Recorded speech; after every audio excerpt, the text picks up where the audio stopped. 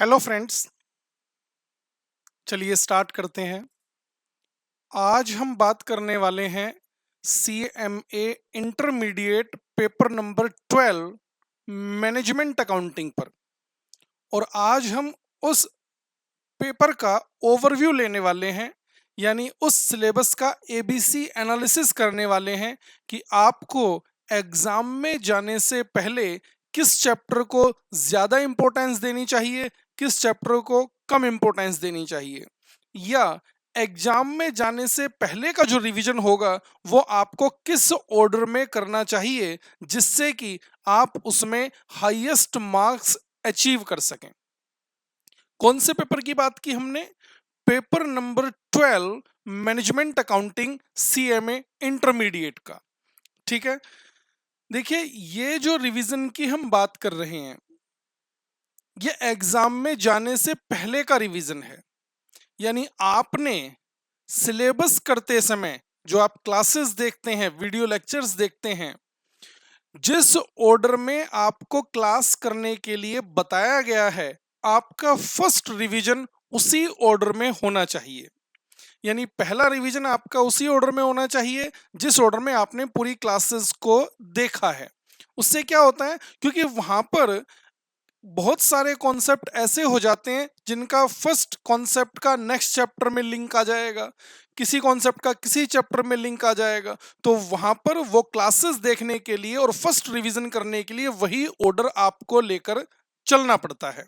लेकिन जब examination point of view से हम बात करेंगे तो वो ऑर्डर हम चेंज करेंगे, और वो ऑर्डर चेंज करेंगे मार्क्स के अकॉर्डिंग, वेटेज के अकॉर्डिंग, कि हाँ किस चैप्टर की वेटेज एग्जाम में ज्यादा है, किस चैप्टर की कम है। उसी ऑर्डर को हम लेकर अपना फाइनल रिवीजन एग्जाम में जाने से पहले वाला करने वाले हैं। ये बात ठीक है? यानी पहला रिवीजन आपका first revision same as class order, और जो लास्ट रिवीजन है एग्जाम से पहले का रिवीजन है वो हम यहां पर बात करेंगे ABC एनालिसिस के अंदर। ठीक है, चलो देखते हैं। ABC एनालिसिस में हमने अपने सिलेबस को 3 कैटेगरीज में कैटेगराइज किया है। Category A, category B, category C। देखिए बच्चे, A कैटेगरी का मतलब क्या होता है? A कैटेगरी में यानी वो चैप्टर्स जिन्हें आप किसी भी कंडीशन में स्किप नहीं कर सकते, छोड़ ही नहीं सकते, चाहे कुछ भी हो जाए। मतलब सर क्या B और C कैटेगरी को हम स्किप कर सकते हैं? मैंने ऐसा नहीं कहा। ए कैटेगरी जो मोस्ट मोस्ट इंपोर्टेंट चैप्टर्स की कैटेगरी है। B category important B category के चैप्टर भी हैं, लेकिन ए कैटेगरी के कंपैरिजन में कम है। यानी बी कैटेगरी में हम कौन से टॉपिक रखते हैं? ऐसे टॉपिक्स जो किसी अटेम्प्ट में पूछ लिए जाते हैं, किसी अटेम्प्ट में छोड़ दिए जाते हैं, कभी पूछ लिए जाते हैं, कभी छोड़ दिए जाते हैं, इस तरह के चैप्टर्स। और सी कैटेगरी यानी जो बहुत कम इंपॉर्टेंट है। यानी एग्जाम में जाने से पहले का अगर आप रिवीजन कर रहे हैं, अगर आपके पास टाइम नहीं है तो सी कैटेगरी को अगर आप एक बार को नहीं भी देख पाए हैं तो भी कोई प्रॉब्लम वाली बात नहीं है, क्योंकि सबसे फर्स्ट रिवीजन में तो आपने देख ही रखा होगा वो। ये बात ठीक है? चलिए देखते हैं कैटेगराइजेशन क्या है। देखिए मैनेजमेंट अकाउंटिंग पेपर में एक चीज और भी है। कभी आप ये कहें कि सर ये आपने किस तरह से कैटेगरी बनाई है? मैनेजमेंट अकाउंटिंग में जो सिलेबस है वो कम है। यानी चैप्टर्स जो हैं, आपके स्टडी मटेरियल के स्टडी नोट्स जो हैं वो कम हैं, इसलिए हर चैप्टर ही इंपॉर्टेंट है। यानी आप ये कहें हर चैप्टर से लगभग लगभग क्वेश्चन एग्जाम में आएगा ही आएगा। तो सर अगर हर चैप्टर से आएगा तो फिर तो हमें पूरा ही रिवाइज करना पड़ेगा। बिल्कुल सही बात है, हमें पूरा ही रिवाइज करना पड़ेगा मैनेजमेंट अकाउंटिंग का सिलेबस, लेकिन उसमें भी ऑर्डर क्या फॉलो करना चाहिए उस पर हम बात कर रहे हैं। ये देखिए paper number 12 management accounting ABC analysis, exam point of view से हम यहां पर बात करेंगे। ये देखो सर ABC कैटेगरी ये तो बहुत छोटा सा आपने टेबल बनाकर दिखा दी, और सारे चैप्टर्स तो आपने ए कैटेगरी में ही रख दिए हैं। मैंने आपसे क्या कहा? हर चैप्टर से क्वेश्चन अगर आएगा तो सारे चैप्टर ए कैटेगरी में रखने ही पड़ेंगे। अब मैं इसमें जब कोई भी चैप्टर है और चैप्टर से क्वेश्चन आना ही है तो मैं उसे कैसे आपसे ये कह दूं कि बी कैटेगरी या सी कैटेगरी में रख के आप इसे स्किप कर देना, आएगा ही क्वेश्चन तो स्किप नहीं कर सकते हैं ना। तो इसलिए ध्यान रखिएगा, ए कैटेगरी में भी आपको ऑर्डर क्या फॉलो करना है ये देखो। सबसे पहले आप रिवाइज करेंगे मार्जिनल कॉस्टिंग। हमारी बुक में जो हमने मार्जिनल कॉस्टिंग का चैप्टर दे रखा है, आपने देखा होगा कितनी सारी क्लासेस हमने मार्जिनल कॉस्टिंग पर लगाई हैं, कितने सारे क्वेश्चंस, कितने सारे कॉन्सेप्ट हमने मार्जिनल कॉस्टिंग पर डिस्कस किए हैं, वो सारे 100% आपके रिवाइज होने चाहिए। ये मैं आपसे अगर कहूं ना तो ये चैप्टर कम से कम भी 20 to 25 मार्क्स की वेटेज रखेगा आपके एग्जाम में। अब आप समझ लो 100 मार्क्स का आप पेपर देने जाने वाले हैं और मैं कह रहा हूं कम से कम भी 20 मार्क्स, 20 यानी 20% वेटेज इस चैप्टर की है, इकलौते अकेले चैप्टर की। तो आप समझो कितना इंपॉर्टेंट चैप्टर है। सेकंड नंबर पर बजट, जिसमें हम बजट बनाना सीखते हैं, जो आपकी बुक में बजटरी कंट्रोल के नाम से मिल सकता है। थर्ड नंबर पे divisional performance measurement, third number पे, जिसमें हमने लर्निंग कर्व भी इंक्लूड करके डिस्कस किया हुआ है। डिविजनल परफॉर्मेंस मेजरमेंट के बाद आप उठाएंगे स्टैंडर्ड कॉस्टिंग, जिसमें हम variance analysis and reconciliation of budgeted profit and actual profit की बात करते हैं। पूरा रिवाइज करना पड़ेगा। स्टैंडर्ड कॉस्टिंग के बाद आइएगा डिसीजन थ्योरी पर। डिसीजन थ्योरी जो इंस्टीट्यूट ने सिलेबस 2022 में न्यूली इंसर्ट किया है।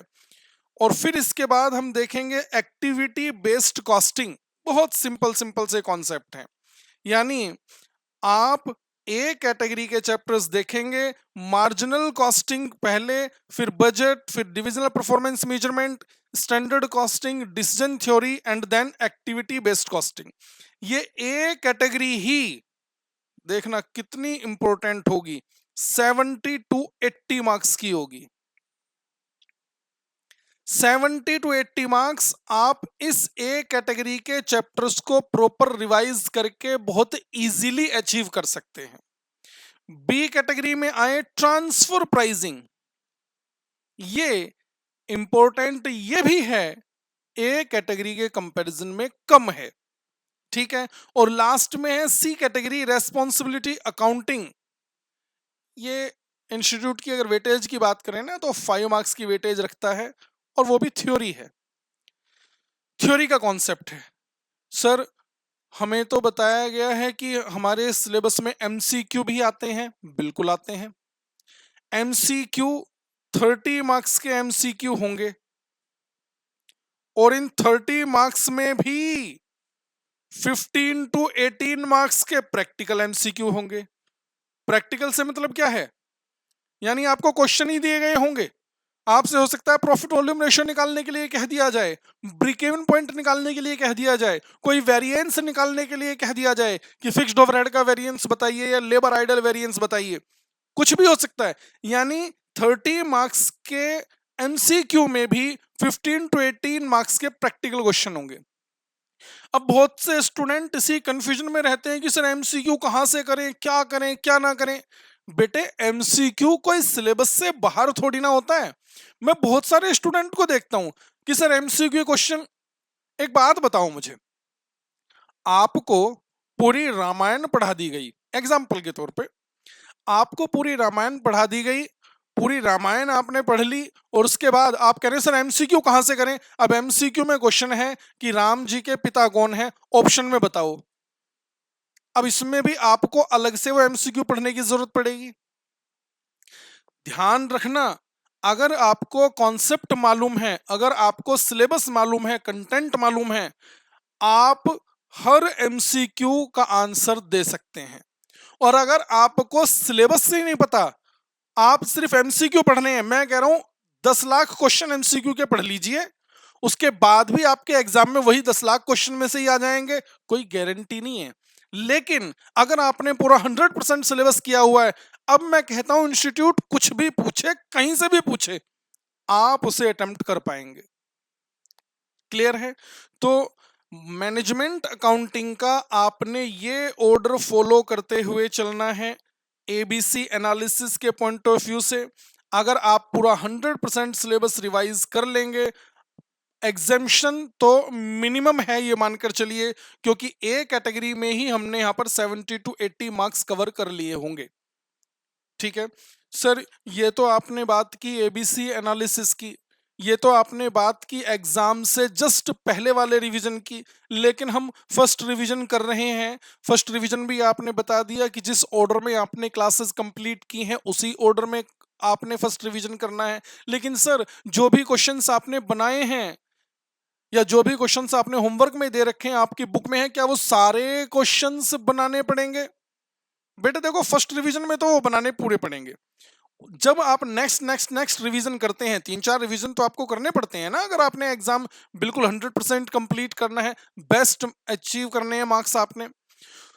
वो जो रिवीजन आपने करना है, उन रिवीजन्स में कौन से क्वेश्चंस आपने देखने हैं और कौन से क्वेश्चंस आपने नहीं देखने हैं, उसके लिए भी हमने एक वीडियो बना रखी है।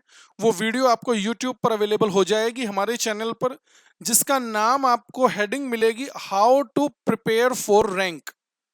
सर, रैंक के लिए है या रिवीजन के लिए है वो वीडियो? बेटे उसमें हमने डिस्कस यही किया है कि आप अपने लिमिटेड टाइम के अंदर बेस्ट रिवीजन कैसे करें।